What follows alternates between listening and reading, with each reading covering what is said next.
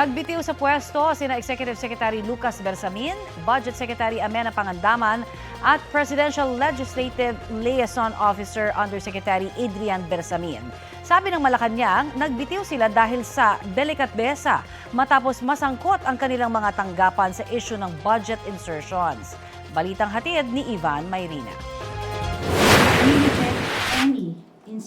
Nag-resign sina Budget Secretary Amenah Pangandaman, Executive Secretary Lucas Bersamin at ang kanyang kaanak na si Presidential Legislative Liaison Office Undersecretary Adrian Bersamin. Tinanggap na ni Pangulong Marcos ang kanilang resignation.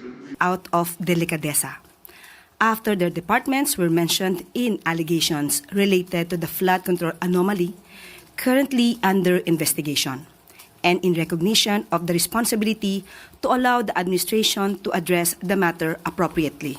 Sa isang pahayag, sinabi ni Pangandaman na nagbitiw siya dahil nais niyang i-uphold ang integridad ng serbisyo publiko. Patuloy raw niyang susuportahan si Pangulong Marcos bilang isang private citizen. Sinusubukan pa ng GMA Integrated News sa kunin ng panig ng dalawang Bersamin. Matatandaan sa video na inilabas noong Biyernes, si Pangandaman ang itinuro ni Zaldico na nagpaabot sa kanya ng umani utos si Pangulong Marcos na magsingit ng 100 billion pesos sa 2025 budget. Nakumpirma raw ito ni Ko kay resigned Undersecretary Bersamin. Nauna nang itinanggi ni Pangandaman ang akusasyon ni Ko habang kinukuha pa namin ng panig ni resigned Yusek Bersamin tungkol dito. Pagtitiyak ng Malacanang, hindi lusot sa investigasyon ang mga nagbitiw na opisyal, maski ang Pangulo. Ang sabi po ng Pangulo, walang exempted sa investigasyon. Does that statement also apply to him? Of course, wala naman talagang dapat na exempt. Pero ang Pangulo, alam niya po ang kanyang ginagawa, alam niya po kung bakit niya pinaimbestigahan at pinangunahan ang malalimang pag-iimbestiga na ito. Ang inanunsyo namang kapalit ni Bersamin bilang Executive Secretary ay si Finance Secretary Ralph Recto, na dating kongresista at senador. Ikinagulat daw ito ni Recto at hindi pa personal na nakakausap si Pangulong Marcos. It was announced. A surprise, yeah, but work has to continue. Essentially, I think the role of the ES is just governance. So taong bahay ka doon. How do you make improve government services, get the departments to move faster, ensure that we follow the Philippine Development Plan. So palagay ko yun yung role natin.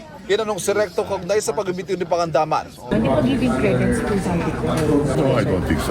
She is giving the president the free hand to investigate all the departments. Nasorpresa naman sa pagbitiw ni Pangandaman ang tatayong OIC ng Department of Budget and Management na si Undersecretary Rolando Toledo. Nanginginig pa nga ako ngayon. I was told only before she leaves, she will attend something in some meeting.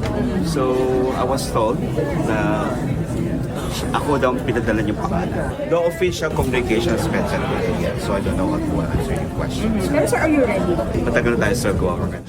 Samantala, ang papalit namang Finance Secretary ay si Presidential Advisor for Investments and Economic Affairs, Frederick Go.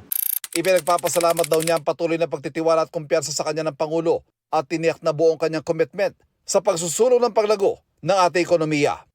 Ivan Mayrina nagbabalita para sa GMA Integrated News. Ayon naman sa nagbitiw na Executive Secretary na si Lucas Bersamin, iginagalang niya ang prerogative ng Pangulo.